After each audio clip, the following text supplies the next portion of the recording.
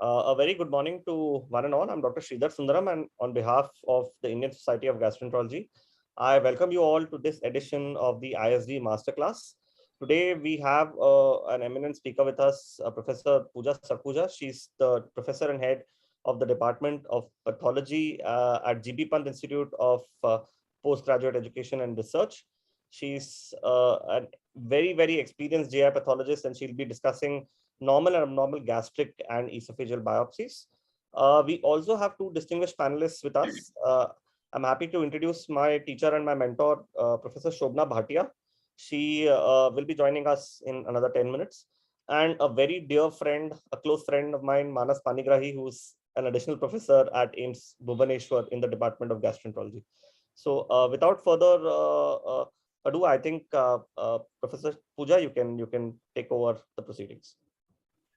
Okay, thank you so much for a kind welcome, and it's an honor to be part of this ISG masterclass organized by ISG.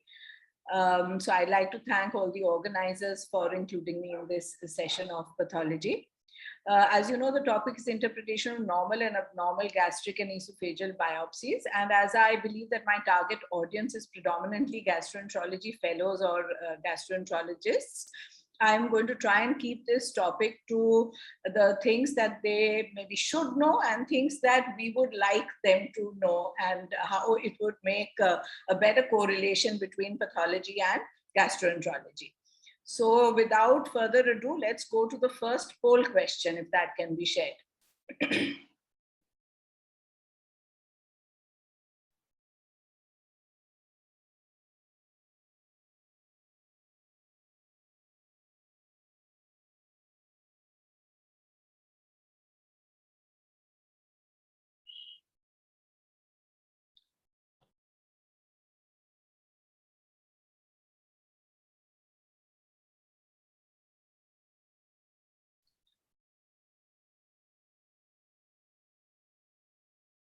Okay, so I think we've got a fair number of results now. So most of you have said 1 in 5, but actually the correct answer is 1 in 10. So the minimum adequate volume for fixative per unit of tissue is 1 in 10. So when you're sending your biopsy, if you send it in a, like those old penicillin vials or sometimes in those urine culture type of bottles, usually there is enough fixative, so it's not a problem. Once in a while, people send in a small Eppendorf or a smaller glass tube, in which case you must ensure that the formalin to biopsy ratio is biopsy to formalin ratio is 1 in 10 volume wise. Okay, so if that is there, then there will be adequate fixation of the tissue. So now let's move on.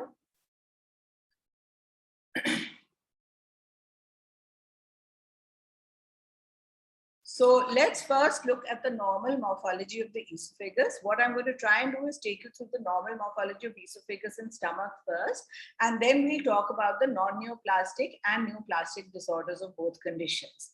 So the normal morphology of the esophagus, as all of you are familiar with, is it is in the thoracic compartment of the body with a length of up to 36 to 40 centimeters approximately from the incisors. Now, I don't need to show you this. Actually, the only importance of showing you this is that it is important on the form that it must be mentioned either which part of the thoracic compartment or how much distance from the incisors has the biopsy been taken from, because that gives the pathologist a good idea of where the biopsy is from. As we go ahead, you'll see that different areas will have a different significance, and sometimes we might have to ask you to take more biopsies from a different area of the esophagus if we think enough have not been taken, as in eosinophilic esophagitis or even Barrett's, etc. So we'll come to that. Now, this is, of course, a whole mount view of a full thickness of esophagus, just to show all the layers. And that is common to all the intestine, that there is mucosa, lamina propria, muscularis mucosa, submucosa, muscularis propria, and adventitia in the esophagus. The rest of the intestine has serosa. And there are minor differences here and there. The dotted lines, as I'm showing here, is where a biopsy would actually be taken from. So a biopsy would typically include some mucosa, some lamina propria and muscularis, and depending on the site of biopsy, it may or may not include much of the submucosa. So that is something to keep in mind. We may not always see submucosa, but that depends on the biopsy. Now, if the submucosa is included, there are these mucus glands that are present in the submucosa, which are not an indication that this is from the G junction. These are just mucus glands that, so if they are mentioned in the report, they are normally seen in the esophagus in the submucosa. The esophageal mucosa, of course, is comprised of stratified squamous type of epithelium. Now, having a look at that, the stratified squamous epithelium has a basal layer. Then there is, of course, the stratum spongiosum, and then there is no keratinization, of course, in the esophagus under normal conditions. Now, what's important to note is that the basal layer usually occupies about 15% of the thickness of the squamous epithelium. And these cells are small cuboidal to columnar cells with a higher NC ratio, dark nucleus as compared to the remaining cells above this layer, as you can see. And these are about 2 to 3 to 4 cell layer thick. The lamina propria underneath it sends in little tongues into this squamous epithelium, which are called subepithelial papillae or papillary tongues of lamina propria. These are usually located up to 1/3 thickness of the entire thickness of the squamous epithelium. So this is normal, right? Certain number of inflammatory cells in the lamina, even intraepithelially, are normal. So in the lamina and per hypa field, you can get up to 15 neutrophils or eosinophils, and some say even up to 50 lymphocytes, but often the count is lower. And intraepithelially, the count will be much lower, up to 1 to 2 neutrophils to eosinophils per hypa field. And the lymphocytes are usually present around the papillae. Now, before I move further, the mitotic activity also, you know, the epithelium is regenerating. So throughout the GI tract, mitotic activity can be seen, but is usually seen in the basal cells of the squamous epithelium, base of the crypts of the glandular epithelium. Now, as you can see in this hypa, these tiny dots are all lymphocytes. So you can normally also certain number of lymphocytes which are more aggregated near the subepithelial papillae that are present, but can be in the now let's come to the poll question 2.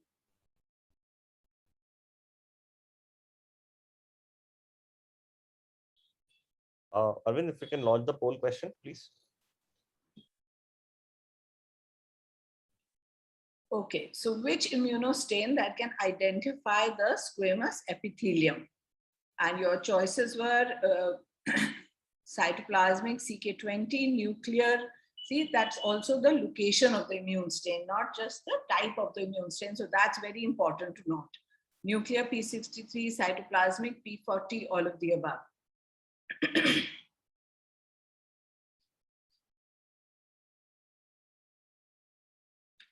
So if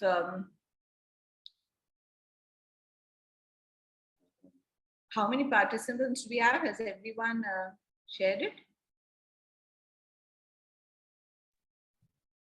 So anyway, I'll go ahead now. Most people must have answered. So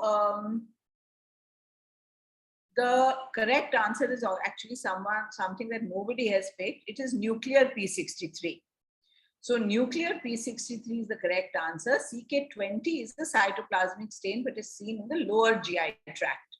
Cytoplasmic P40 is wrong. P40 is an immune stain that will stain that, but nuclear, again, not cytoplasmic, and therefore not all of the above.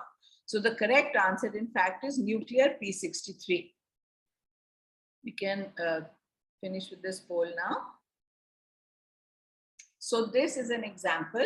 Now, cytoplasmic, you can close this poll now. So cytoplasmic staining of cytokeratin 5-6 can be seen in the squamous epithelium. 7 is usually in the upper GI tract, glandular epithelium, and 20 in the lower GI tract, glandular epithelium.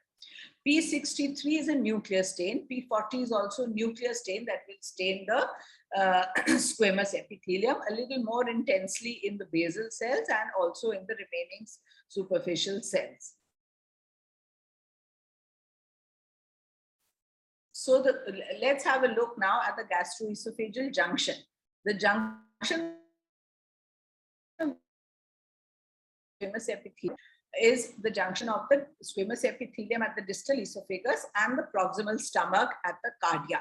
Now, the cardia is actually a very short segment measuring about less than half a centimeter.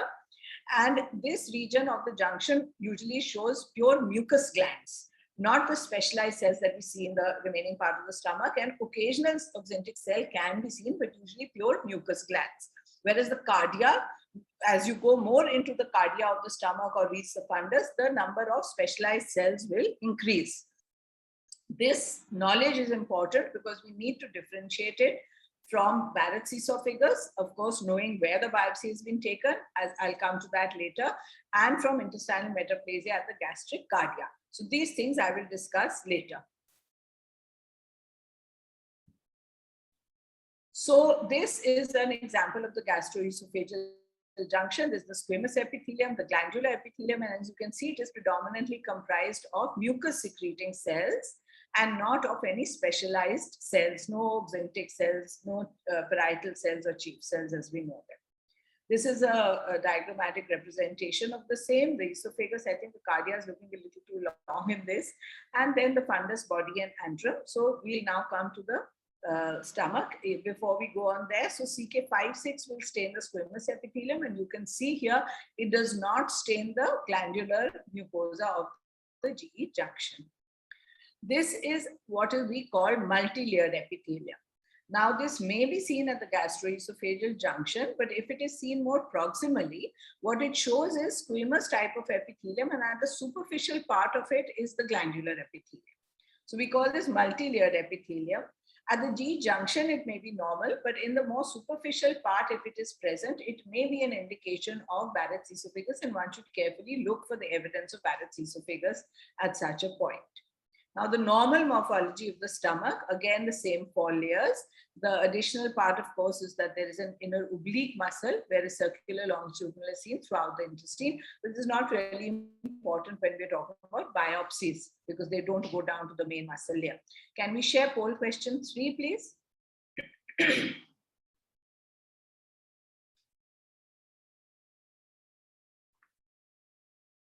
So I believe you're all seeing a little diagram, an HNE picture of a part of the gastric mucosa. And what you need to tell me is it from the G junction, cardia, body, or antrum? Picture is not visible, I think, ma'am. Is it visible, Arvind?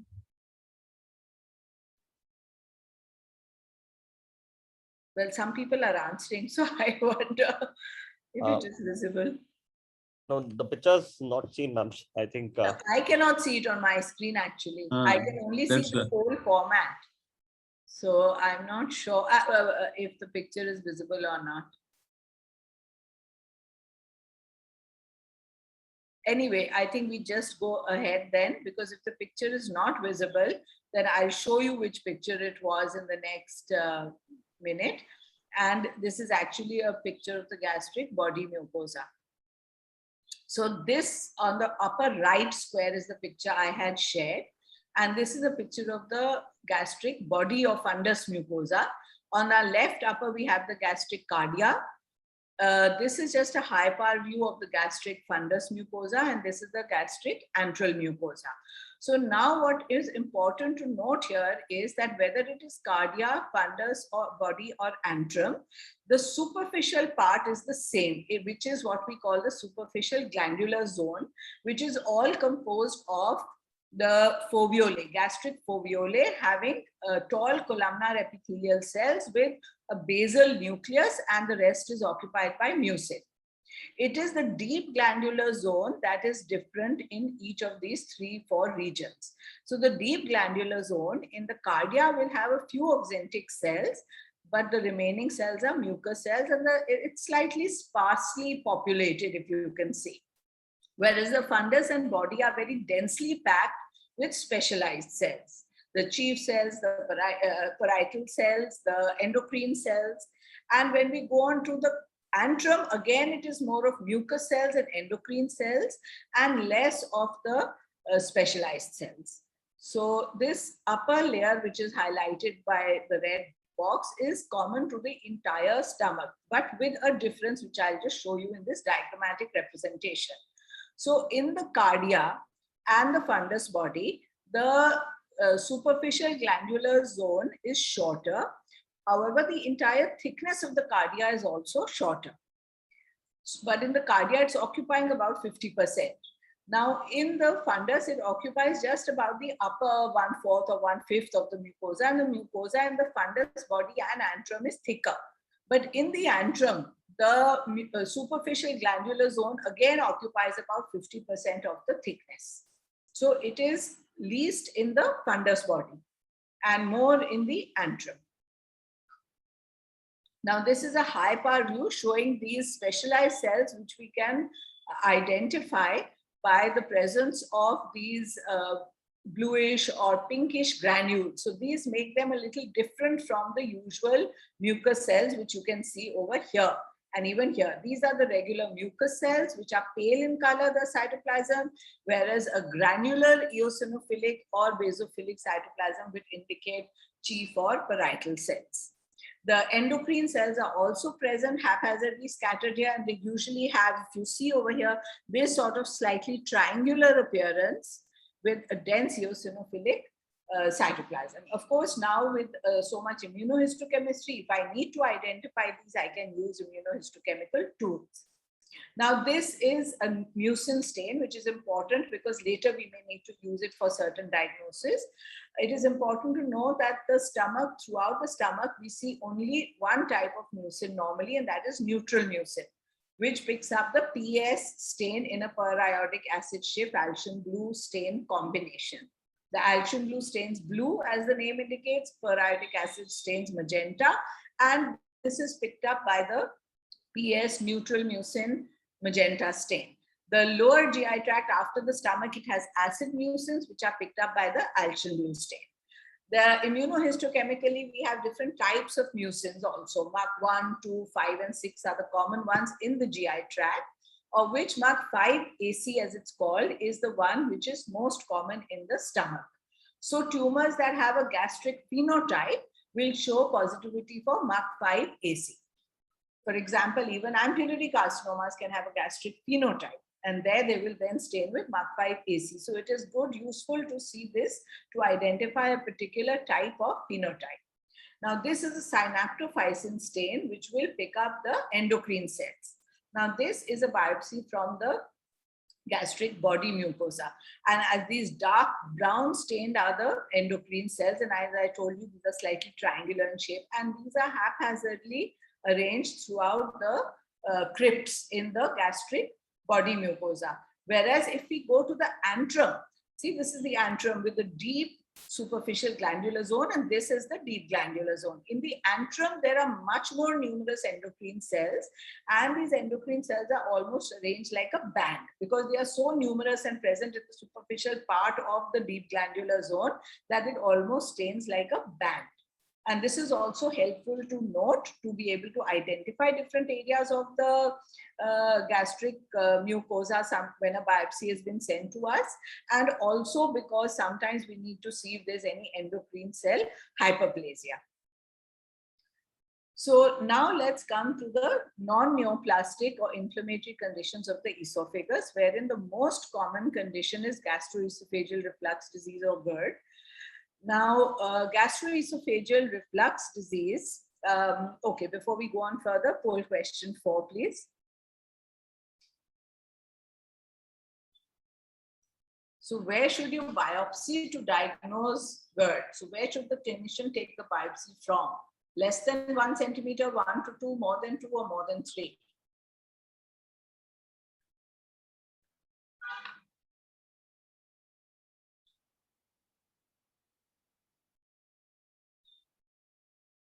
Okay, so it's nice to know that a question that should be answered more by clinicians is being given a better. Most of you, 44% have answered correct for the gastroesophageal more than 2 centimeter above G junction. That is the correct site. If you go below that, then often there may be the presence of certain inflammatory cells or glandular mucosa, which will hinder the correct diagnosis. So therefore, it should be at least above 2 centimeters of the gastroesophageal junction to make a diagnosis, to give a correct diagnosis of GERD. So now let's look at the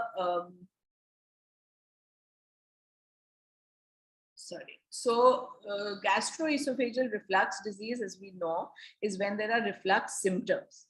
And if we see a biopsy that shows, which I'll come to, certain changes of reflux without inflammation, then we also just call it as consistent with gastroesophageal reflux.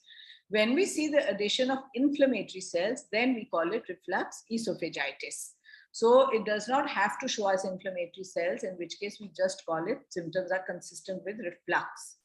When to biopsy? Now, as you all know, most of you don't biopsy routinely, may not, because it's pretty common, you know what the patient is having. You may not even do an endoscopy. But if you're suspecting for any reason Barrett's or carcinoma, it's a long-standing reflux, there are risk factors, you want to rule it out. Or if the patient has atypical symptoms like chronic cough and you're not sure if the symptoms are actually reflux or something else, or if a patient is on refractory treatment, then probably you would take a biopsy. And this is probably a question that you can answer better than I can. Where to biopsy? As I said, definitely more than 2 centimeters above the gastroesophageal junction, because some squamous hyperplasia and occasional gastric tongues, and especially in hiatus hernia, there can be changes that are there in the mucosa between 1 to 2 centimeters of the gastroesophageal junction. In addition, you must target any areas of suspected metaplasia or dysplasia or any visual abnormality. It is good to take additional biopsies in separate vials from the normal area, from the gastric cardia and the stomach, so that one can see where is the greater degree of inflammation, which is the key focus point of the pathology, and where these other changes may just be changes that are going parallel to that, or just like a reactive changes because of the main pathology. So even if the main pathology is in the gastric fundus, we may say some inflammatory changes in the esophagus. So if you take a few biopsies from the cardia and other regions of the stomach, it is definitely helpful. These should all be in different bottles and labeled separately. Histological criteria for GERD. 1, basal cell hyperplasia. I told you normal is up to 15%, so it should be more than that, or 5 to 6 cell layer thick. Second, more than 2/3 of the thickness of the squamous epithelium is where these papillary projections of the lamina propria are reaching. Then if there is esophagitis, then you can see neutrophils, eosinophils, and lymphocytes in the squamous epithelium. In addition, you can see intercellular edema. So this is a photomicrograph showing the basal cells hyperplasia, which has reached almost 50%, rather than the lower 15% where they should be. These darker staining cuboidal to columnar cells are going right up to this point. Then this is another photomicrograph. The arrows are pointing towards inflammatory cells. I think the blue ones are eosinophils and the black ones are neutrophils. And then this is showing the lamina propria tongues, which are, or papillae as we call them, and these are going up, as you can see in the thickness. This is the upper 1/3, and these have reached the upper 1/3, whereas they should not have been above, say, somewhere here in the normal. And of course, there is basal cell hyperplasia. So inflammatory cells, basal cell hyperplasia, superficial subepithelial lamina propria papillae are all indicative of gastroesophageal reflux disease with esophagitis. Differential diagnosis is, of course, infectious, pill esophagitis, corrosive injury, radiation, other systemic diseases. In all of these, appropriate clinical history will help. Most of these are, in fact, a little more severe than reflux esophagitis commonly is. But of course, reflux esophagitis can be very severe even with ulcers. So a clinical history is very important, and also biopsy from any superficial exudate material is important, especially to pick up infectious esophagitis. Pitfalls. because there is epithelial hyperplasia, and inflammation and reactive epithelial hyperplasia can be a lot. And that can give rise to something that we call pseudoepitheliomatous hyperplasia or pseudocarcinomatous hyperplasia. This needs to be differentiated from squamous cell carcinoma. That is, of course, for the pathologist to do. There is no invasion. There is no desmoplastic, that is a fibrous sort of reaction in the stroma whenever there is an invasive carcinoma. And there is no cytoarchitectural pleomorphism. So as you can see over here, this is showing a lot of tongues of squamous epithelium, infiltrating into what looks like it's pushing into the underlying subepithelium. But these are all very bland and benign looking with a normal, sort of pattern of basal cells and then the stratum spongiosum, etc. So here, this is not, there is no desmoplastic or fibrous reaction in the underlying stroma, no invasion. These are just continuous tongues of this epithelium. So this is hyperplasia. This is not squamous cell carcinoma. Eosinophilic esophagitis, another interesting and coming up a little more these days in our requisition forms. Poll question 5, please.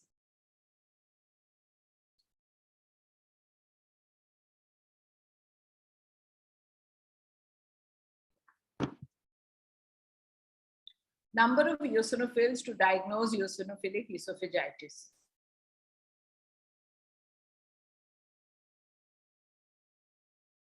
Excellent. So there are more than 15 eosinophils are required to make a diagnosis of eosinophilic esophagitis. And most of you, more than 80%, have got the correct diagnosis, although this is more a pathology question, but I'm glad to see more people have got this correct. So eosinophilic esophagitis, by definition, is a clinico-pathological diagnosis.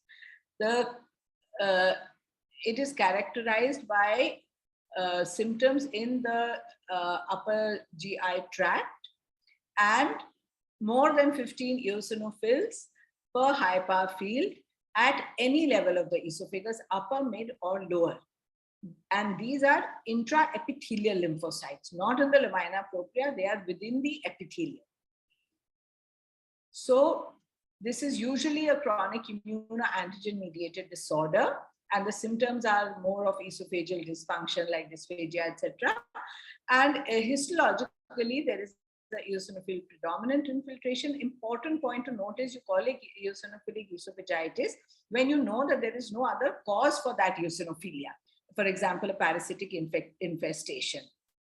And it's also important to note that causatively it is distinct from GERD, whereas GERD is usually more due to acid or biliary reflux and other conditions. Eosinophilic esophagitis is an immune-mediated condition. So this is causatively very different from GERD. It is a patchy disease.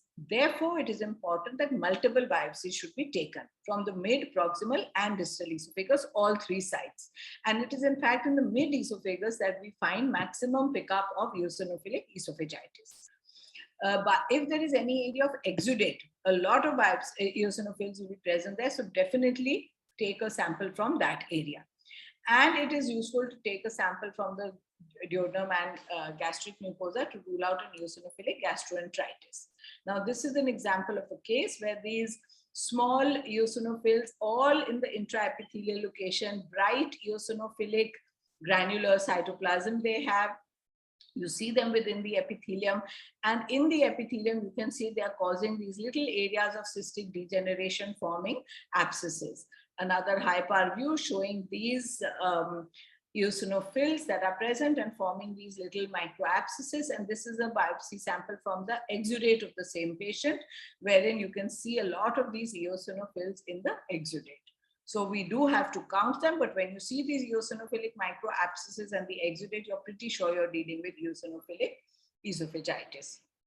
Diagnostic criteria I've already told you. Now, what are the other infectious and inflammatory lesions? They include biopsy.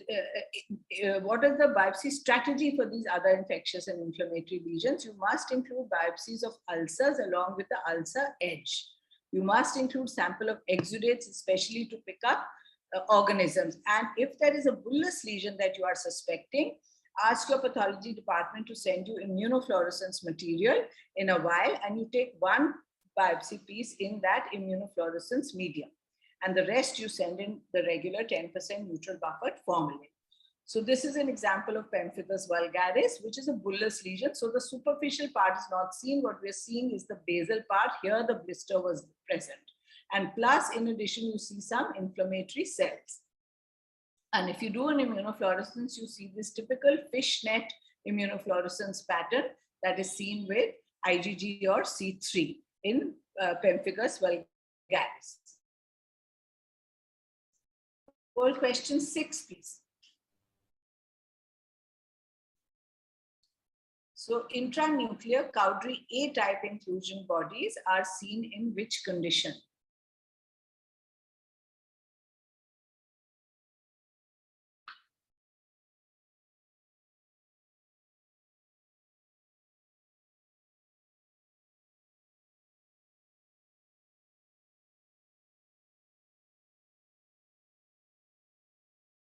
Okay, so typically Cowdry A type are a nomenclature we typically give to herpes simplex virus infection. Yes, sometimes some people do mention it in cytomegalo, but they are typically that morphology is seen in herpes simplex type of virus infection.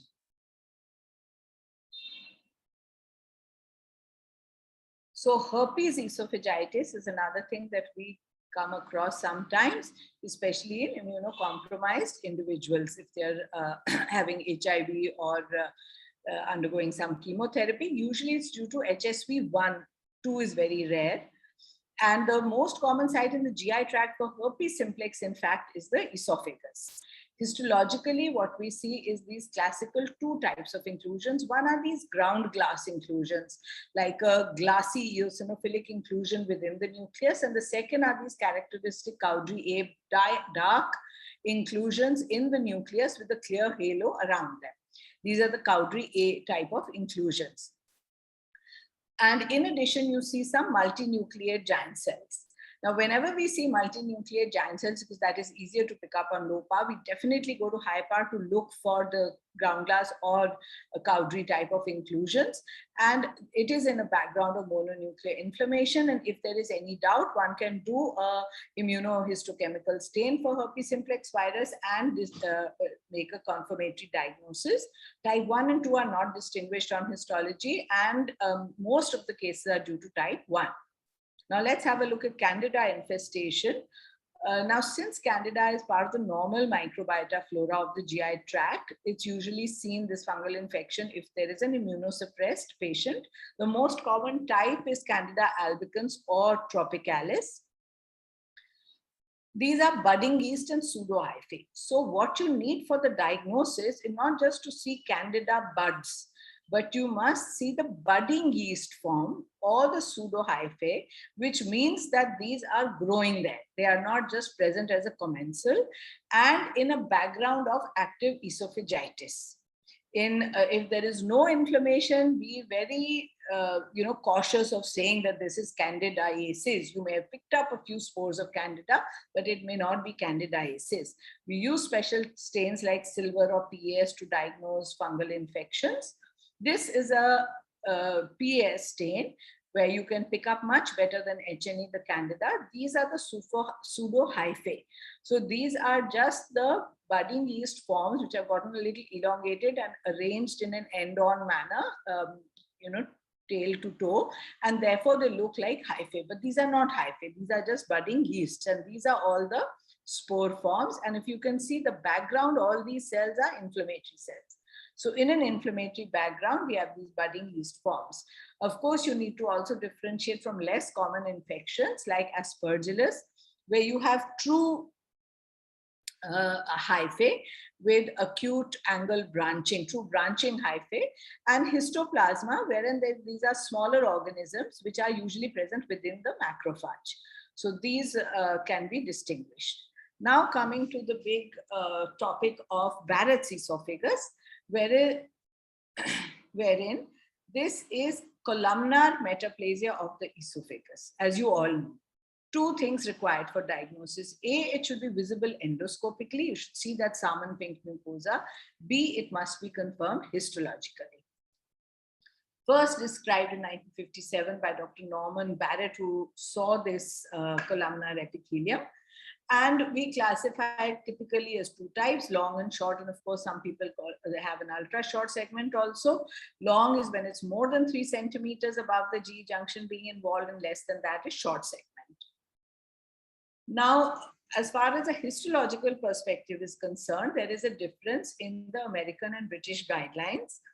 When you see salmon pink mucosa, which you confirm is columnar metaplasia, and it is more than 1 centimeter from the GE junction, you can say that it is short or long segment, depending on where you are, of Barrett's esophagus. But the American guideline says goblet cells should be present, not just columnar, and the British guidelines say that just columnar cells are enough, goblet cells are not required. We more commonly, frankly, follow the American guidelines. Poll question 7, please.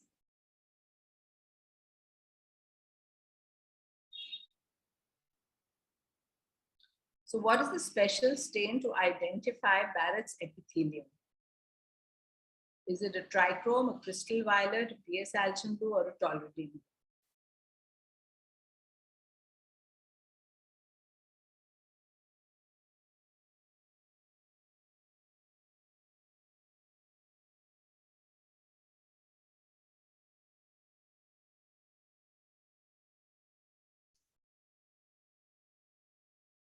So a lot of people have not yet answered, but in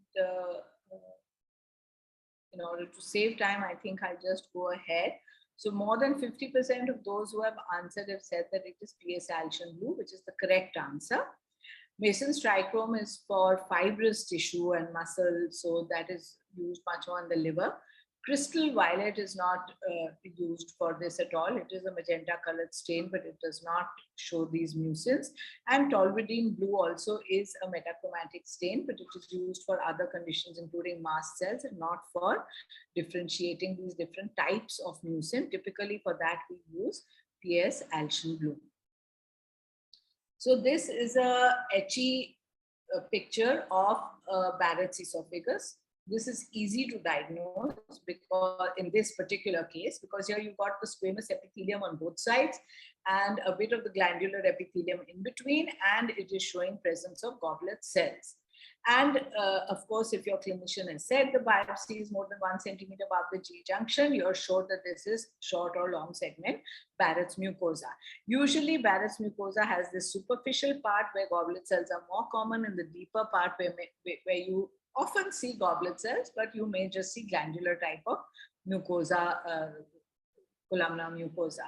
Now this is a PS Alchin blue staining where you can see that the stomach shows normal neutral mucin, and here also you can see the normal neutral mucin because it is a mixture of the two types of epithelium. And you also see the presence of these goblet cells. So goblet cells will never have neutral mucin. They always have acid mucin. So if you see something that looks like a goblet cells and has neutral mucin, that's a pseudo goblet cell, and that is not a true goblet cell, and that does not make a diagnosis of Barrett's if you're following the American system of classification. Another stain that can be used is the HID Alchin blue stain, which we use more commonly when we're talking about intestinal metaplasia in the stomach. We don't often use it. It distinguishes the mucin in the goblet cells and columnar cells as xylomucin and sulfomucin. The blue is xylo, which is more common in the small intestine, and the brown is sulfo, which is more common in the large intestine. So coming back to Barrett's, what should be the biopsy strategy? 4-quadrant biopsies every 2 centimeters of columnar lined mucosa, especially when you're looking for dysplasia. Additional sampling of any abnormal area. Do not sample from an area that's less than 1 centimeter from the G junction. And the requisition form must contain details of what you have biopsied. Have you biopsied an endoscopically visible area? What distance was it? That is important to the pathologist to be able to give you a correct diagnosis and to be able to inform you if there is any dysplasia in case you have taken it from any area where you are suspecting that. So the detection rate increases if the number of endoscopic biopsies are there. More number of biopsies, more the detection. That's almost obvious. And the longer the segment of metaplastic, that salmon pink mucosa that you see, the greater the chances of detection. So multiple biopsies must be taken. Now, important to note is that the highest number of biopsies should be taken from the most proximal part of this salmon pink mucosa, because that is where the detection rate is likely to be more. Now, when we're talking about dysplasia, you all are familiar with the Prague protocol, etc. So if you are following a particular protocol of biopsies and identifying the type of Barrett's esophagus, then the detection rate is usually higher, especially, and the other reason when the detection rate is higher is the longer the segment of Barrett's esophagus. So it is good, especially when the esophageal segment is not that long, to follow a particular protocol of biopsies, because then that definitely increases your detection rate, not just of Barrett's, but also of dysplasia in the segment of Barrett's, which is very important. Now, how does a pathology report sign out? Columnar line mucosa with native esophageal structure. So squamous epithelium is there. And intestinal metaplasia with goblet cells, we have no problem in calling it diagnostic for Barrett's esophagus. If we are not seeing the native squamous epithelium, just columnar line mucosa with intestinal metaplasia, then we say that it is probably Barrett's if you have taken a biopsy more than 1 centimeter above the GE junction.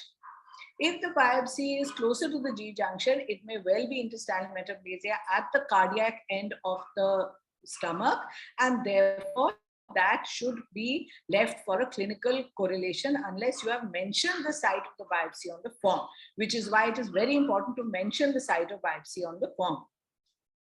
If we see only glandular epithelium but no intestinal metaplasia, then in the British guidelines, you can say that it may be consistent with Barrett's, but we usually do not sign it out as such. And we usually say that this is in keeping with, but not diagnostic of Barrett's. And so we may ask for more biopsy samples. And squamous mucosa only is, of course, there is no evidence of Barrett's. Why is this important? Because the risk of malignancy in Barrett's is more than in just metaplastic columnar line esophagus, which is also more than in the general population. The risk is more in long than short segment Barrett's. The risk is more in Barrett's than in intestinal metaplasia at the GE junction or at the gastric cardia. So therefore, it is important to know where we have taken the biopsy from and where is this metaplastic change present. This is an example of dysplasia. So if we see just this type of dysplasia with, now the goblet cells are no longer present, the nuclei are elongated, they are having higher NC ratio, these cells, they are crowded, they are overlapping, pseudostratification, but just this much as in the one that I am circling with my pointer, then this could just be low-grade dysplasia. But the moment you see a lot of these nuclei reaching the surface of the lumen, and these little papillary projections within the lumen, presence of necrosis, this is now high-grade dysplasia or even an in situ carcinoma, and the implications of both are very different. Sometimes it is helpful to use a P53 stain. So now the wild type P53 does not show much staining or shows a few scattered random cells picking up the stain in the nucleus. Now, when there is P53 mutation, then what happens is all the cells with P53 mutation, they start staining positively in the nucleus, and that this is seen in high-grade dysplasia. So if there is high-grade dysplasia in the esophagus Barrett's epithelium, then you will see P53 staining, and therefore this forms a good adjunct to the routine H&E stain to be able to pick up high-grade dysplasia areas. Negative staining does not rule out high-grade dysplasia. So our H&E stain has prime importance, but P53 stain is a good adjunct to use. And usually if P53 is positive and it's still high-grade dysplasia without invasion, the risk of invasive adenocarcinoma is higher in these cases. Now, neoplastic conditions of the esophagus, We've already discussed Barrett's. Then there's squamous papillomas, which are benign. And then, of course, the usual squamous and adenocarcinoma. Neuroendocrine, I'll discuss in the end with the stomach. So squamous papilloma is a benign proliferative lesion of the squamous epithelium, which could be exophytic, cauliflower-like, or endophytic. And it is usually associated with HPV infection. But this HPV infection, there are various genotypes of HPV, and the types that cause a papilloma are type 6 and 11, which are very different from the types that cause a carcinoma. So a squamous cell carcinoma is called by HPV type 16 and 18. Besides, of course, this is not necessarily that common in the esophagus. It's more common in, say, the cervix. But besides these, of course, there are various other risk factors like tobacco smoke, nitrates, alcohol, eclasia, etc. Sorry. And P53 and EGFR mutations are also seen in squamous cell carcinoma. This usually precursors are low-grade or high-grade dysplasia, and you can have an in situ carcinoma. And morphologically, grossly, as you all know, you usually see an exophytic, fungating, ulcerative, or infiltrative. Now, as I said, you can just have high-grade dysplasia without invasion. So there may be full thickness dysplasia. That means that these cells that are looking atypical with increased mitotic activity, even present at the surface, not just in the basal zone, high NC ratio, pleomorphism, they are present throughout. There is no area which is showing the normal graded morphology of the squamous epithelium. Now, this is high-grade dysplasia of full thickness or squamous cell carcinoma in situ. Whereas once it invades underlying epithelium, lamina propria, even the muscularis, mucosae, submucosa, then it is squamous cell carcinoma. P63 stain can be used. Now, P63 stain, very often we are given a, can you please confirm by IHC? Now, IHC is not going to confirm to me whether it's an invasive carcinoma or not.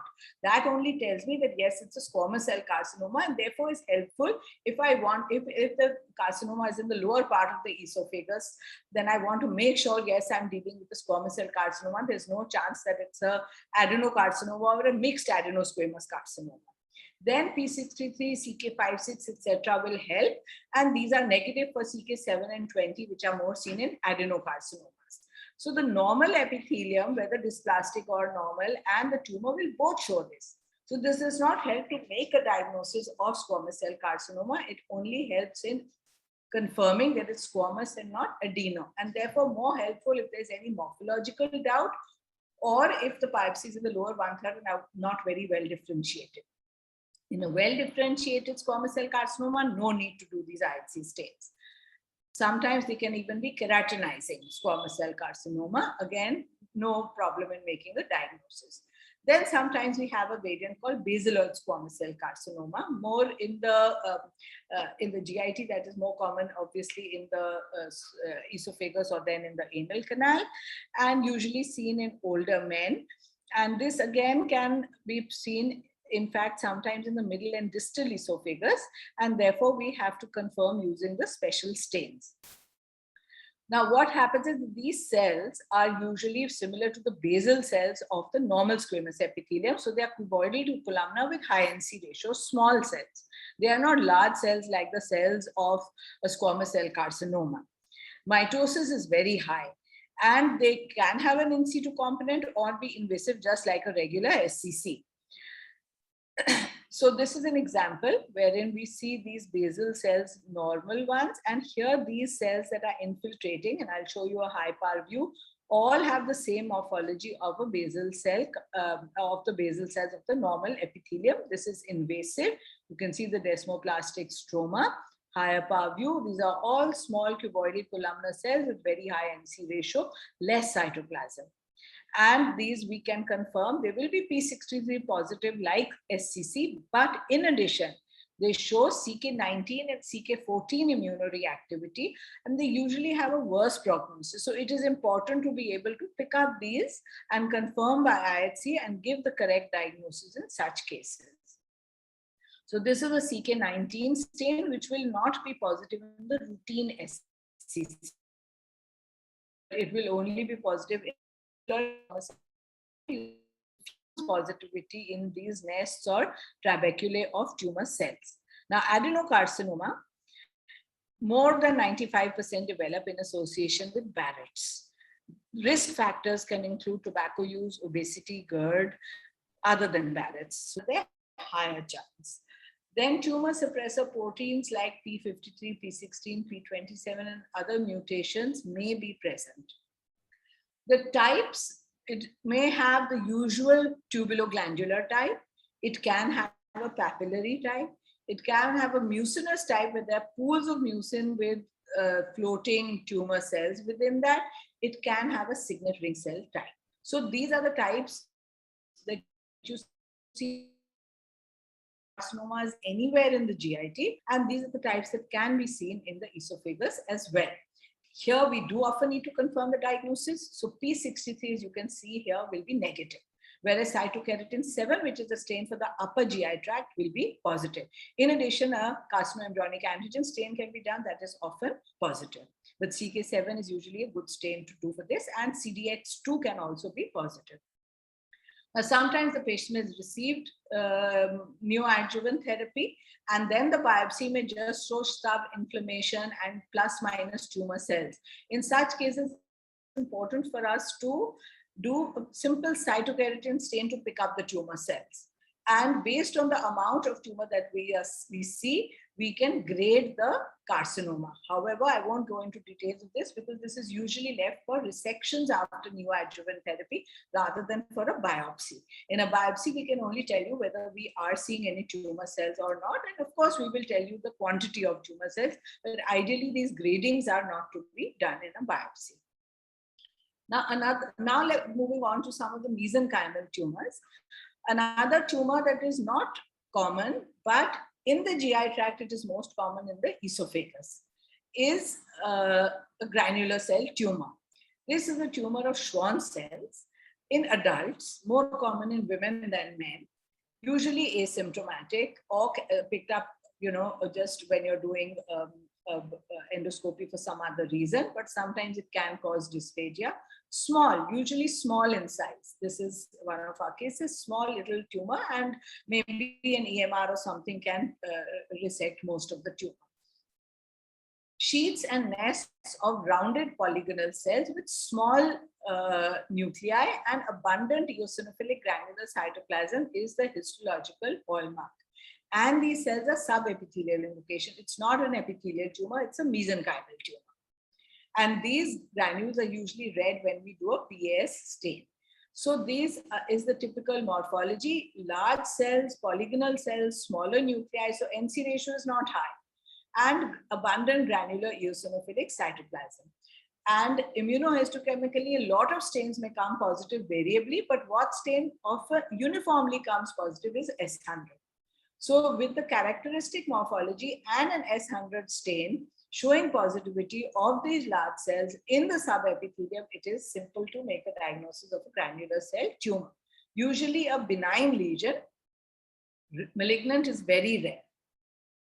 The other tumor is leiomyoma. Leiomyoma is more common than GIST in the stomach. GIST is more common in the stomach. Leiomyoma is more common in the esophagus. We can get multiple seedling leiomyomas, small leiomyomas. For example, this one here. And so these, when they are resected by EMR, you see the classical pattern of elongated cells arranged in bundles and whorls. In hyper, you can see these with oval nuclei. And then when you do an immunostain for smooth muscles, such as smooth muscle actin, desmin, calponin, or caldesmon, these will be positive, usually benign with low mitotic activity. Now we'll come to the gastric. In case you want to take a little break over here for some question answers, then the moderators can guide me. Otherwise, I go on with the gastric.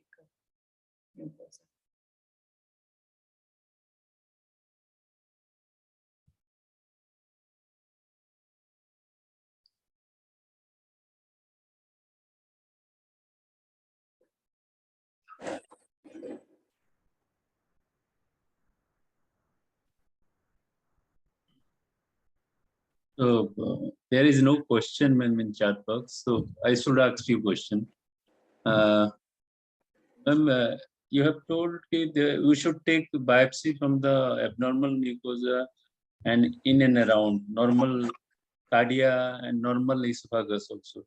So in that case, number of biopsy specimen, that bottle will increase.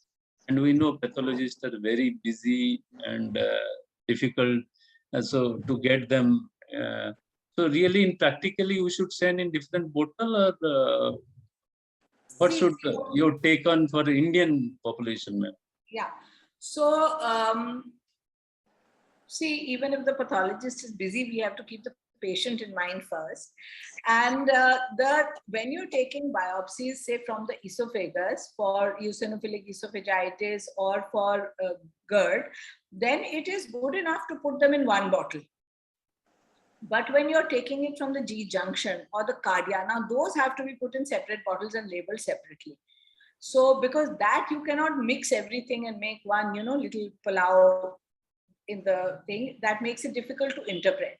So that is not a good idea. That must not be done.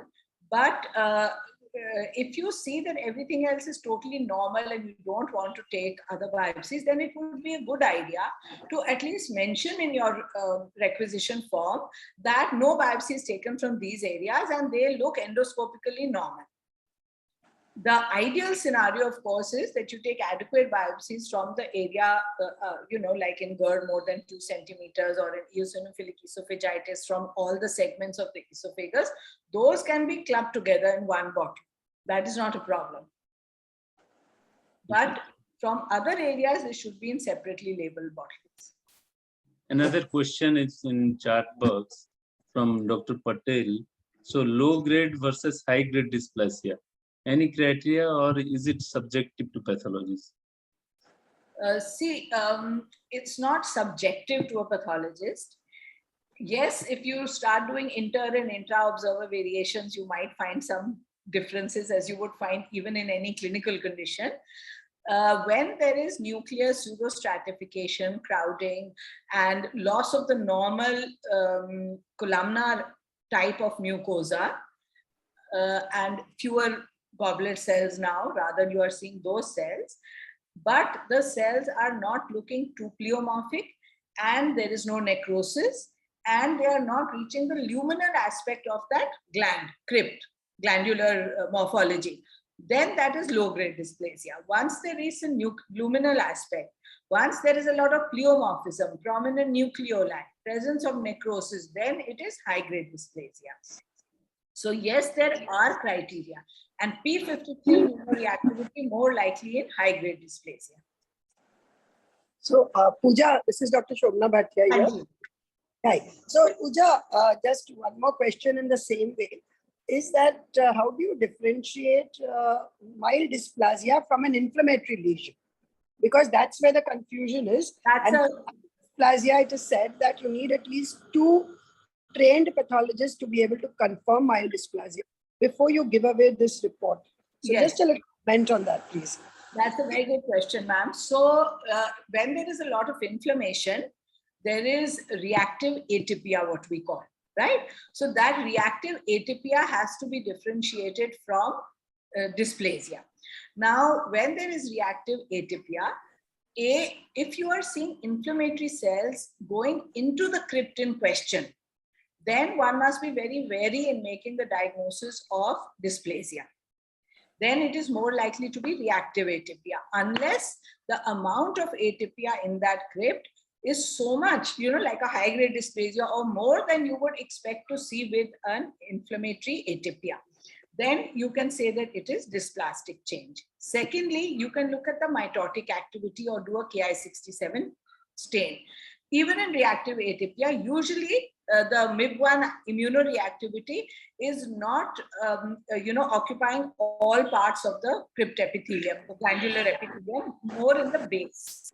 So that morphological pattern also helps in making your diagnosis. And if at the end of this, the pathologist is not sure, which happens, then it is not a good idea to say it is dysplastic because it impacts the treatment. It is a good idea To say that I'm not sure, it is indefinite for dysplasia. Let the biopsy be repeated. Let the patient be on a short-term follow-up and a repeat biopsy be done.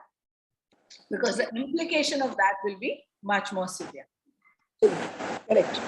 I agree with that. Another question, ma'am. In the chat, is there one more Yes, question? ma'am. Yes, Sona ma'am. Another question is there. So it is from Dr. Neha. Clear cell changes present in squamous cell carcinoma of esophagus. Point to level as signet ring variant of squamous cell carcinoma? Any diagnostic criteria? See, sorry. So, signet ring variant of squamous cell carcinoma, it's very unusual. Secondly, at that time, you must be able to see signet rings. So, you must see the cells that are having a rounded morphology now, not polygonal, and that the nucleus is pushed to the periphery. Only then is it becoming a signet ring morphology. And it is very rare. So that is something that one should be careful about. We're not talking about signet ring adenocarcinoma. You see, now you're saying signet ring variant in a squamous cell carcinoma. So here you have to be very wary. It is not common. And secondly, you must make sure that you are getting the proper signet ring morphology in a fair number of cells. Now, I don't think there are any specific diagnostic criteria as we have for signet ring cell carcinoma in adenocarcinoma, but it should be present in a fair number of cells. So I would say that maybe the same 50% or whatever, but since it's very rare, this is not commonly, does not commonly come up. Since no question in chat box, ma'am, we should proceed on. And I will encourage our audience to put their question in the chat box so that we can discuss it. So now, quickly, I think I'm trying to the non-neoplastic and inflammatory lesions of the stomach. So the stomach will, antrum and fundus is clearly different. I showed that to you earlier, but if there is atrophic gastritis, it can look similar. So what are the biopsies that we receive? And in one vial, that is the way it is normally done. Those are the Fab 5 biopsies. So if you always follow the same protocol, then it makes life easier for the pathologist. In fact, it does not increase our work because I know I expect to see these 5 biopsies in that vial. So if I see something amiss, then I know there is some pathology there. So if you do not follow that protocol, then you must inform the pathologist where the biopsies have been taken from. So the Fab 5 biopsies are usually 2 from the body, from lesser and greater curvature, 1 each, 1 from the incisura angularis and 2 from the pylorus, which is, I think this has shifted a bit, those circles on this side, and 2 from the pylorus, again 1 from lesser, 1 from greater curvature, from the antrum. So it is important to take these 5 biopsies, as that would cover conditions that are more commonly in the gastric body and conditions that are more commonly in the antrum, as we'll see as we go ahead. So these can be placed in the same bottle, as I said, but if there is an ulcer, a mass, a polyp, something else, then that should be placed in a separate bottle and labeled separately. If there is an ulcer, the edge biopsy must be taken because the main ulcer may only show exudate on some infection material if it is there. So the ulcer edge biopsy, if they're looking for malignancy or the etiology of the ulcer, must be taken separately as well. Now these should be labeled separately. The Fab 5 can go in 1 bottle. Other important information in the requisition form is, especially when you're looking for Helicobacter, has the patient been previously treated? Has he been treated for H. pylori or has he or she been treated with PPI? Now, Helicobacter pylori is difficult to see on H&E. So if you are expecting it, then definitely mention it so that that lab will do the appropriate special stains also. Some labs like ours do it for every case, but many labs may want to save on extra sections and stains and the work of the technicians, and therefore they want to do it only on select cases. Then PPI therapy, it changes the morphology and location of the organism from luminal to intracellular, from spiral form, as I'll tell you later, to cobacillary form. So you must inform of the treatment that has been given to the patient. Poll question 8, sorry. Poll question 8. Can you please share the poll question? So which special stain is done to identify H. pylori? Is it immunohistochemistry, Gordon-Starry, modified GIMSA, or all of the above?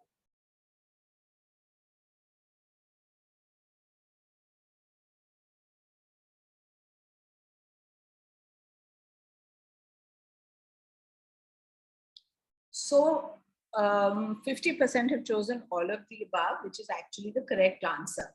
Both Wharton-Starry and modified GIMSA will stain it. GIMSA modified is a easier stain to do, so it is more commonly done. In fact, immunohistochemistry can be used if required, but is not cost effective and is not routinely done unless you really need to. So H. pylori gastritis, first described, as you all know, in 1982, also called Campylobacter pylori. It is gram-negative, so we don't use gram stain to stain it usually. It is a flagellate coccobacillus. So it usually has 2.5 spirals and can be present even in the coccobacillary form. The characteristic form where we pick it up diagnostically is when it is present as a 2.5 spiral flagella. Atrophic gastritis or diffuse antral gastritis or type B gastritis is the common lesion associated with it. In addition, it can be cause for Mort lymphoma or adenocarcinoma. So if you see these conditions, you can look for H. pylori in the adjacent normal mucosa. Now, this is H&E and a modified GIMSA stain. On H&E, as you can see, these are paler and more difficult to pick up in these places, but an experienced pathologist can pick them up even on H&E. But if the clinical index of suspicion is high and I'm not seeing them, and especially, when the density of the organism is low, then you may not pick it up that easily on H&E, then a GIMSA stain will help. Of course, what I'm showing you is very high density, but it's not always so high. You have to pick up, even if there are 2-3 organisms with a GIMSA stain, you should be able to pick it up.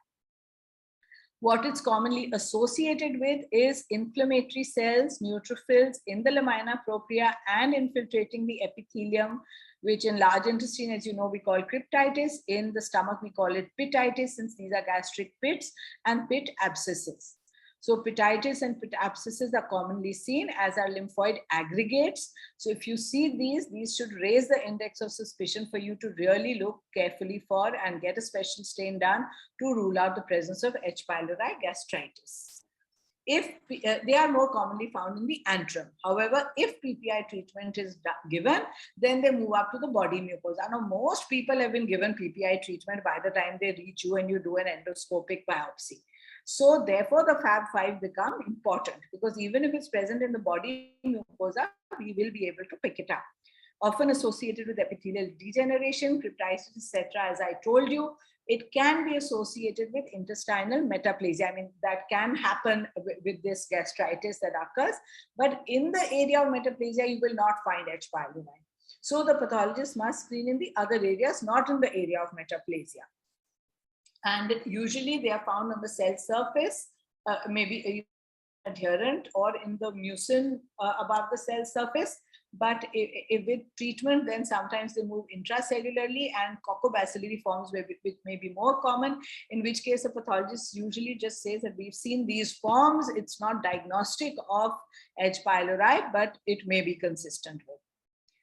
Now, atrophic gastritis. What is atrophic gastritis? When there is a gastritis, that is, there's inflammation, there may be pititis, abscesses, varying grades of gastritis, but in addition, there is loss of glands. So the glands become fewer in number, with or without metaplasia. So chronic inflammation and loss of glands is there, with or without metaplasia. It can be in the setting of H. pylori infection or in autoimmune gastritis. So we've already covered H. pylori infection, which is one type, more common. And then, of course, there is the autoimmune gastritis. Regardless of the etiology, the diagnosis of atrophic gastritis should be confirmed by histopathology if the clinician is suspecting it on endoscopy. So it may or may not be associated with H. pylori, but the more severe the loss of glands, this is a diagrammatic representation. So this is normal, lot of glands, whether it's antrum or body. And as the atrophy increases, the number of glands in the deep glandular zone, mind you, the superficial glands remain the same, but in the deep glandular zone, the number of glands decrease. So therefore, the antrum and body start even resembling each other a bit. It becomes difficult to distinguish. The number of inflammatory cells will concomitantly increase. If associated with H. pylori, usually the number of bacilli will also concomitantly increase. And if associated with metaplasia, then that is also something which you need to be able to pick up. So what is intestinal metaplasia? As I told you earlier, in Barrett's, that is also a form of intestinal metaplasia. Similarly, in the stomach, if we see, this is the normal superficial glandular zone that we have seen earlier, right? The tall columnar mucin secreting cells. But if you start seeing goblet cells, then that is presence of intestinal metaplasia in the stomach, more common in the antrum, but can be seen in the body as well, different in different etiologies. So in type B gastritis associated with H. pylori, you would see intestinal metaplasia more in the antral mucosa, whereas in autoimmune, which I'll show you later, you will see it more in the body mucosa. The metaplasia can be complete, whereas it resembles small intestine mucosa with some brush border and some normal gastric type of glands and these goblet cells. This is the right-hand picture. The left-hand picture shows a mixture of mucins along with goblet cells. Now, this is a picture of incomplete intestinal metaplasia. And if sulfomucins, which I showed you earlier, are more in its incomplete post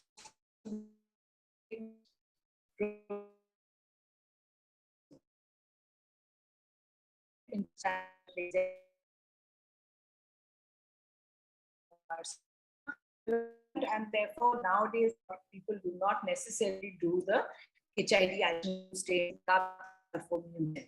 So what is type A gastritis? It is non-infectious, not associated with H. pylori. It is immune mediated, corpus predominant. So in the body mucosa. And here there is progressive destruction of the oxyntic mucosa, so more often associated with atrophic gastritis. In addition, gastric acid and intrinsic factor are reduced, therefore it leads to pernicious anemia.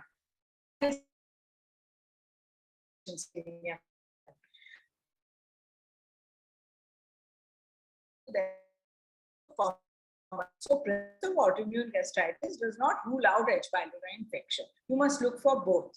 Intestinal metaplasia here is more common in the body, and pure autoimmune gastritis is antral sparing, more in the body mucosa. But if you see inflammation all over, then it may show, it may be just H. pylori or autoimmune with H. pylori as well. So this is an example of gastritis where there's a lot of inflammation and some paucity of glands. But why I'm showing you this low pi, you'll not be able to appreciate. But now in high pi, you can see there is paucity of the normal glands, a lot of inflammation, including some lymphoid aggregates. But what I'm drawing your attention to, when there is atrophic gastritis, especially autoimmune, or when there is a prolonged PPI therapy, what a pathologist must look for is also the presence of these nests of endocrine cells depicting endocrine cell hyperplasia. So these are just few that I've circled in black. These are nests of endocrine cells, which is endocrine cell hyperplasia that can accompany the autoimmune gastritis. So on the lower right, I showed you what you see in antral mucosa, mind you, whereas this is part of the body mucosa more commonly, but can be seen in the antrum, where you see a band-like endocrine cells on synaptophysin stain, but they are scattered in the crypt. Whereas here the entire crypt appears to be composed of this sort of endocrine cells. And you can even see linear bands of endocrine cells. Then this is endocrine cell hyperplasia, which must be mentioned to the clinician. So these bands can be of various types. It can be diffuse, the endocrine cell hyperplasia, linear, micronodular, or even adenomatoid. And sometimes these may be considered as a precursor to development of neuroendocrine tumors. So this must be, note must be mentioned in your report. Now coming to the other infections. So if I don't see H. pylori, there's a lot of infection, I must look for some other infections if I find. Often we don't, but if I find. So therefore, one of those is cryptosporidiosis, where you see these small organisms adherent to the surface of the gastric pit, and it's a high par view. These are typically attached to the surface mucosa. And these can also be picked up on GIMSA, which you use for your H. pylori, and therefore it's useful to look at the gastric pits and the surface especially. And this is cryptosporidiosis. And this also is associated with inflammation, and more common, however, in immunocompromised patients. So if that history you've got, then definitely look carefully for that. Then erosive gastritis. So when there's a lot of ulcer and erosion, there could be various reasons for that, including H. pylori. One of the things a pathologist must look carefully for is iron pill gastritis. Now, other pills like NSAIDs may show a similar picture, but what do they do not show is the presence of this brownish substance adherent to the exudate and the superficial mucosa. And this is usually due to iron pill. They may just show the same form of an erosive ulcerative gastritis. And when we do a pearl stain, we can see the presence of this iron adherent to the surface epithelium in the mucosa, which is iron pill gastritis. More often than not, this history is not present in our requisition form. So pathologists must look for it carefully. And if we see this and stain for it, we go back and take a history from the patient. They are usually taking iron pills. Granulomatous gastritis is, of course, just the presence of granuloma in the stomach. In our country, most common condition is tuberculosis. The other condition which your clinician often wants to know is could it be Crohn's? And the sarcoidosis, foreign body. Now that I'm sure has been discussed in the previous lectures on large intestine and Crohn's disease and IBD, so I won't go into that. You just see these granulomas. If you see typical caseous necrosis, it's more likely to be tuberculosis, Langerhans giant cell, and of course, acid-fast bacilli, not found very commonly, but the more number of man-hours a pathologist spends on finding it, believe me, a pathologist can then find it. But a typical caseous necrosis, large granuloma, Langerhans giant cell, more likely to be tuberculosis than Crohn's. Eosinophilic gastritis, when more than 30 eosinophils are present per high-par field, then it is called eosinophilic gastritis, and that is, these are present in the lamina propria. Unlike the esophagus where we were talking about, present intraepithelially. Now here they are present in the lamina propria. And you must see them in at least 5 high-par fields, the pathologist must see before, not just one little focal area. But therefore, it is important that multiple biopsies are taken. So when there is enough tissue pieces and you're seeing it in enough areas, you are more sure of calling it eosinophilic gastritis. If there are fewer tissue pieces and you see it in 1 or 2 areas only, then the pathologist is unsure now whether should I label it or not. So their report will then just be given as these are present, and you may or may not call it eosinophilic. You have to correlate. Of course, eosinophilic gastritis, to label it as a idiopathic or de novo eosinophilic gastritis, you have to rule out other known causes of mucosal eosinophilia, including parasitic infestation, of course. Lymphocytic gastritis, again, usually as in lymphocytic colitis, but I'm not going to go into details. Only important thing here to remember is this can occur. We usually see intraepithelial lymphocytes of T cell type, more than 25 per 100 epithelial cells. And you can see similar morphology in other conditions such as H. pylori, Crohn's, associated with celiac disease, especially in the antral mucosa. But if you do not have any of these associations, then you can call it lymphocytic gastritis. And lymphocytic gastritis, of course, as lymphocytic colitis also, can be associated with celiac disease as well. Now, GAVE is another reason why we are often given a biopsy. Of course, endoscopically, typically there is that watermelon stomach appearance, but often the findings are probably not so sure. So we do get a biopsy saying, is it GAVE or not? Wherein a pathologist has to look for three important findings. One is that the surface epithelium is no longer looking that healthy, tall columnar cells. Instead, it is looking like there's some regeneration and atypia and regenerative gastropathy sort of thing going on. In addition, the superficial capillaries are congested and we see fibrin thrombi. And the third thing is we see this fibromuscular hyperplasia, which is coming up into the superficial mucosa rather than staying at the base like you normally see in the muscularis mucosa. So when we see these features, then these are consistent with a diagnosis of GAVE. Now coming to gastric tumors, polyps, I'm not going to go into the detail of so many polyps obviously, but a lot of them are common to the polyps that you see in other parts of the intestine. So there's no need to go into details. I just talk about two polyps that are more common here. One is the hyperplastic polyp, which similar to what you see in the large intestine. So you see serrated architecture, and what is important to note is that in the stomach, you may not be able to see that serrated architecture. Then what we see is these star-shaped lumina, and they're actually very common polyps in the stomach. They are small, and therefore what I believe is that if the small polyp clinician is suspecting a hyperplastic polyp, you may or may not even remove it. I'm not sure, that you can tell me better. But these are common polyps, usually small in size. So, and these hyperplastic polyps have star-shaped lumina and are composed of the superficial foveolar mucosa. So in contrast, we have the fundic gland polyps.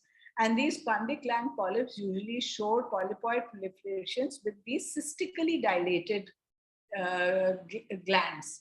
And these dilated glands can be lined partly by the superficial foveolar type of mucosa, but more commonly are lined by flattened parietal and chief cells, that is the specialized type of mucosa. As the name implies, they are seen more in the gastric, fundus or body mucosa. And these are fundic gland polyps, usually benign, but adenomas, etc. have been described in fundic gland polyps. Now, what are the neoplasms? Of course, the most common neoplasms other than these polyps and adenomas is the adenocarcinoma. Then you can rarely get squamous, adenosquamous, undifferentiated and neuroendocrine tumors as well, but these are all much rarer. 99% of cases are adenocarcinomas.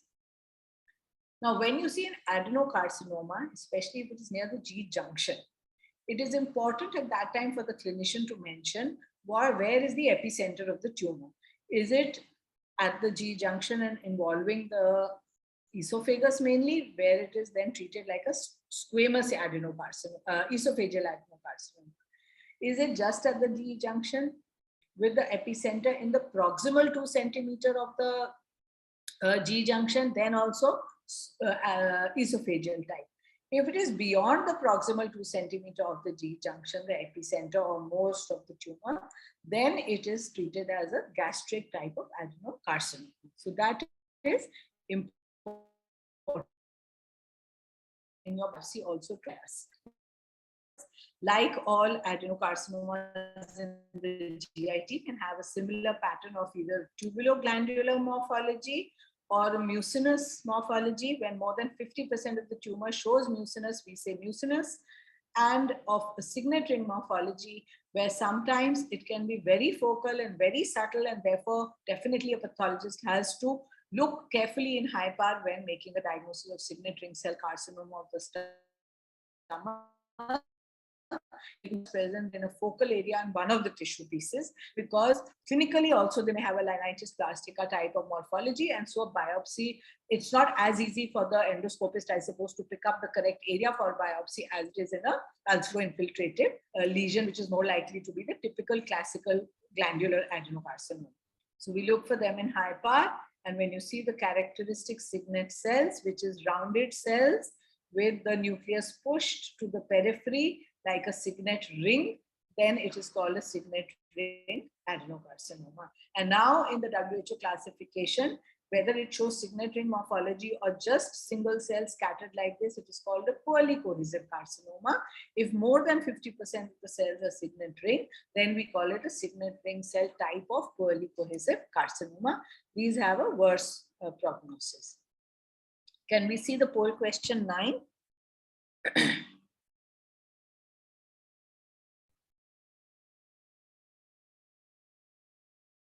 Poll question 9.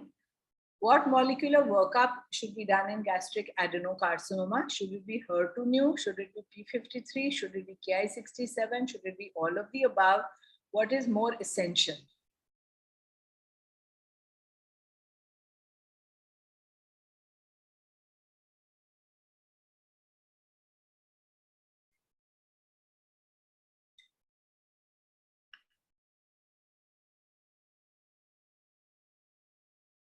Okay, so amongst those who have answered, 47% have said all of the above, and 33%, well, now it's become 29% have said HER2, and 41 have said, and then there are the others. So the correct answer is, the essential one is actually HER2/neu. P53 can help, Ki67 not really required. So it's not all of the above.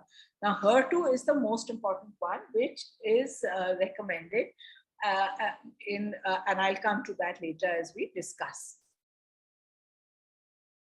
So HER2,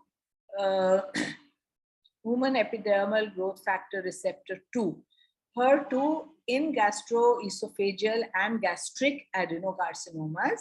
It was found that targeted therapy with this using trastuzumab, which was used initially in breast carcinomas, it actually helped the patients with advanced or metastatic gastroesophageal or gastric adenocarcinomas.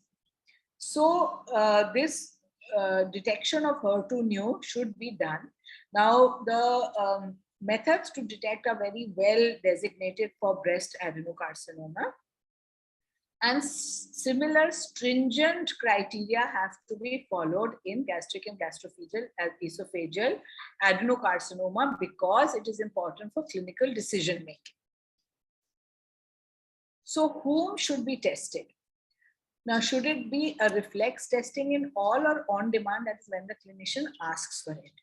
Usually in advanced or in metastatic cases, not in other cases. So this is a choice of the clinician or the institution to decide whether they want it to be on demand or reflex. Definitely only in unequivocal adenocarcinoma, not in dysplasia. It can be done on the primary tumor. When there is metastasis, it can be done on the metastatic tumor. In fact, if the metastatic tumor can be biopsied, then it is ideal to do it on the metastatic tumor. If a patient has received neoadjuvant therapy, then the biopsy which is showing that there is still an adenocarcinoma, that is where it should be tested, not in the initial biopsy which was done prior to the neoadjuvant therapy. In a biopsy, preferably you should take 6 to 8 tumor pieces, and 5 separate clusters of tumor cells are assessed when assessing the biopsy. Now, how to test, you may think is for the pathologist, but I've highlighted the things that are important for the clinician. You put a biopsy in formalin, right?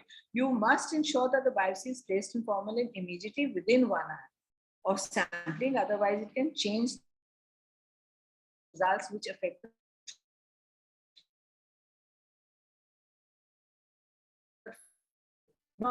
whole formalin, 40% formalin, 20% formalin, glutaraldehyde, some other medium, no. Only 10% and neutral buffered formalin. So it's good to get your formalin from your pathology lab where they prepare neutral buffered formalin. Get your formalin from the labs and place it in your endoscope. 6 times 6 to 2 hours. So you see to the pathology lab, send it immediately also. Always in the processing first 4 hours of formalin. So minimum of 6 hours will be given to that, so that you don't have to worry about. What a clinician should not do is allow it to be delayed too much, because if you delay it more than 72 hours, then it affects the HER2/neu staining again. So that should not be done. Now, we routine immunohistochemistry. If there is a 0-1 scoring, it is negative. 3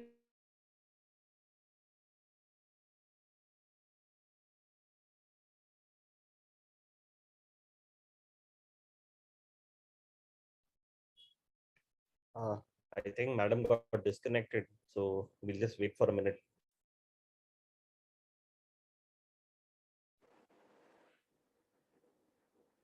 In the meantime, if students want to have some questions, they can put them on the chat.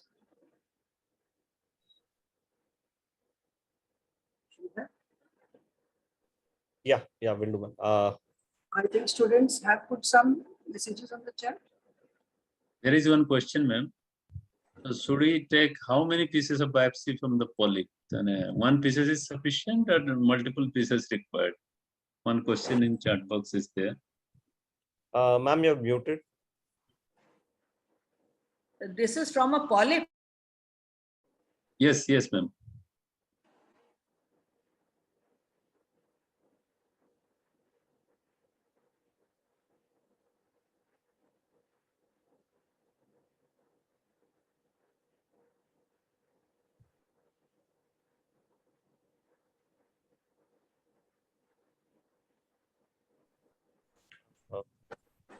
I think Madam's network is. Issue is there. Yeah. I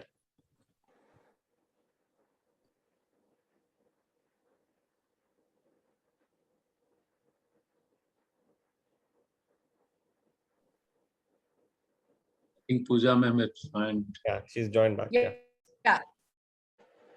So, because we're not talking only about hyperplastic more or question we can have. Yeah, Sorry? tell us, ma'am. Yeah. So number of bits for a polyp. Yeah. So we are not talking only about hyperplastic. Yeah, so we are also talking about adenomatous polyps. So if we receive the entire polyp, you paint the base, bisect the polyp and process most of it. If you are taking biopsies, then take at least 4 or 5 as many biopsies as you can take from the polyp. From the polyp, the more, the better. The pathologist always says the more, the better. That, if you're going to look for malignancy, adenomatous change, then definitely more biopsies are better. I think there's one more question. Any more slide, ma'am, from your side? Presentation, you can. Well, I have neuroendocrine tumors and lymphomas another 5-7 minutes, but it's up to you to tell me whether I should carry on or not. We have time till 1:10, ma'am. So we have around 8 minutes. We have, I think there are a couple of questions. If you can take those questions, and then maybe we can. Another question in chat box is that GAP versus PAG, portal hypertensive gastropathy on histology. Is there any difference? Yeah, so definitely there is difference. Now in portal hypertensive gastropathy, you may see a lot of congestion, and you can see dilated tortuous vessels also. But in GAVE, you see the classical fibrin thrombi and fibromuscular hyperplasia, which you do not see so much in portal hypertensive gastropathy. Another question is, how many bits of for H. pylori diagnosis? I think Sydney protocol you have already told. Yes, five. Have 5 biopsies. Yes, five. From antrum, 1 from incisura. Ma'am, we used to encounter from this histopathology report, PPI induced changes. Can you highlight something on that? What is PPI induced changes? So, PPI induced changes, especially we are referring to when we talk about reactive gastropathy and when there is endocrine cell hyperplasia. So I showed you those pictures of endocrine cell hyperplasia. So when you see endocrine cell hyperplasia and in a background of inflammation or reactive gastropathies, then we call it PPI induced changes. Again, ma'am, whether you are using ISC in all cases to diagnose H. pylori or it is not mandatory? We do not use IHC at all. In fact, we find that I would say IHC should only be, it's not cost effective and it takes time. It's more labor intensive. The easiest is to do a modified GeneStar stain, and good trained pathologists who are seeing this every day can, pathologists can easily pick up H. pylori. It also depends on how diligent we are. So if you diligently search for it and you have a modified GeneStar or Warden-Starry stain, you can pick up H. pylori. Another question in chat box: should all cases reported on Barrett's be referred for second GI pathologist opinion? No, not Barrett's alone. Only when we're talking about dysplastic change in Barrett's. So only when we're talking about high-grade dysplasia, that too. Because high-grade dysplasia versus low-grade is what is going to change your treatment protocol completely. So when you're going to go in for something like a resection versus, conservative management, that there is no harm in taking a second opinion. So unless you're very sure of your pathologist and all, but there is no harm in such cases. And these are, of course, protocols defined by the West, where there's a lot of litigation and, a lot of places that do not have a trained GI pathologist. Then they want that a second opinion from a trained GI pathologist should be taken. So that is a good idea. There is nothing wrong with that, but only with high-grade dysplasia, not in any, or let us say any dysplastic change in Barrett's, not for just routine diagnosis of Barrett's. Another question is there, I could not get: when to do peritoneal biopsy in carcinoma stomach? Peritoneal biopsy. That's a question for you, Dr. Manas. No, that's why I'm telling them. I don't know why that doctor has asked that question in chat box. I suppose. Obviously. So another question, ma'am, from my side: Crohn's disease. You used to take biopsy from the stomach, upper GI, also segmental biopsy, and how it is useful when there is endoscopically no lesion is there in upper GI. Should you go for it, and how it is useful, just for the sake of audience? So, should you go for it? I am not particularly sure of. Yes, if you're clinically suspecting it and you think there is Crohn's in the,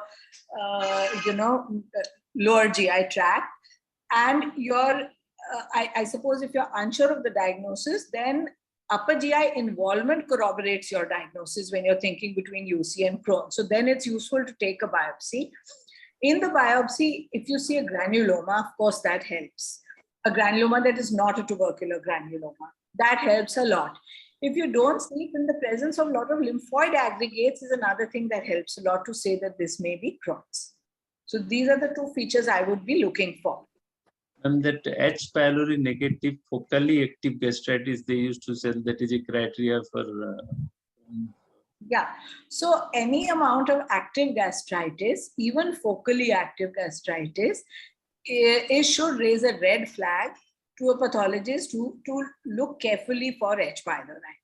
So it's not, there doesn't have to be a severe gastritis. Even a focally active, that is a small focus of a pititis with abscess, should raise a red flag to a pathologist. And let me look carefully for H. pylori, which may be present in this case. So, sort of sometimes you want the features that should raise your index of suspicion so that you look that much more carefully than you would treat a general, another case. Ideally, you look carefully in all cases. So Pooja, just a little question around this only. How often do you use the Sydney classification to give your report for chronic active gastritis? So ideally, one should use the Sydney classification always. I would say that if I'm sure I'm getting the Fab5 biopsies, then I'm happy to use the Sydney classification. But if I'm not getting that, then it may not make sense to use the Sydney classification, and rather I may just report exactly on what I'm seeing. But ideally, that is the format at least that you follow for most biopsies. Okay. So there is another question, I think, on the chat box. Manas, can you just go forward with that? That is regarding culture of H. pylori. How to send that? So, if Pooja ma'am want to take that, or we will ask microbiologist colleague? We'll ask our microbiologist colleague take that question. Again, from this, you have told to take all the Fab5 tissue in same bottle. Same bottle. That can be No- put in the same No bottle. need to take antrum, body. No, you don't need to. That can be put in the same bottle, the Fab5. Again, like I say, as long as you're following that protocol routinely. अब आज आपने 5 भेजे हैं, कल 2 भेजे हैं, then I don't know what you sent in the bottle now, whether you sent one body, one antrum, whatever you sent. So if then it is better to take separately, or at least clearly mention that one sample from body, one from antrum has been put in this bottle. Then also it's okay. But if you're taking the Fab5, all 5 can be put in the same bottle. Only any other area that looks different, that should be labeled separately and put in a separate bottle. So, ma'am, that's all question are there in chat box. No more question. Okay. Okay. I think then we have to thank Pooja for that lovely session. It reminded me of my PG days when we used to sit in these pathology classes. And I think that Barrett's one was really, really useful. Of course, the whole thing was. For me, the Barrett's was the most important because I work on these esophagus. But having said that, I think it's important we take biopsies. And if we don't take biopsies, whatever we do with our visual impact is actually sometimes wrong, especially in areas that look abnormal. Which is why if you go to the Southeast Asian countries, they keep on biopsying the stomach because they want to pick up early gastric cancer. Now, I know that early gastric cancer isn't common in our population, but with newer data, I think gastric cancer is coming up to be a little more common than we thought about 20 years ago. I think it's important to take abnormal areas biopsies, and please prime your pathologist, because this is not the pathologist's MD exam. If you don't tell them what you're looking for, they will just report a standard gastritis and send it back to you. And thank you, Pooja. That was a lovely session. So again, I thank Professor Sakuja for the wonderful talk. And again, I also thank our panelists, Shobna Madam and Manas, for sparing time on a Sunday afternoon. So I'd like to close the session now. So thank you again for joining this ISD masterclass. We have the next masterclass in 2 weeks. I think we've finished with our pathology sessions, all 4 sessions of pathology. Next, we are going to start sessions on radiology. So that will be after 2 weeks. I think the flyer will be sent out by the ISD office. Again, thank you so much on behalf of the ISD. Thank you. Thank you. Thank you. Thank Bye. you.